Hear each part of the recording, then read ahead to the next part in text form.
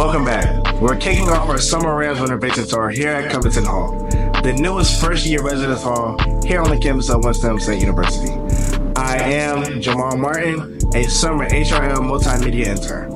Let's check out what's new in Covington Hall. We're centered around Ram Pride by bringing our university colors to all 5 floors, making Covington Hall feel more like home with a bold splash of WSSU pride in every corner.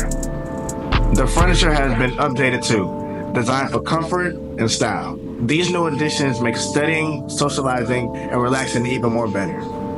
And here's the crown jewel, our brand new Academic Resource Center, or ARC. On the second floor, the ARC is a dedicated safe space for student learning, development, and belonging, with full-time staff running our learning communities. We're committed to making sure every Ram feels supported and connected. The ARC is just one of the many ways we're enhancing your college experience. Thank you for watching, and remember, Ram Pride.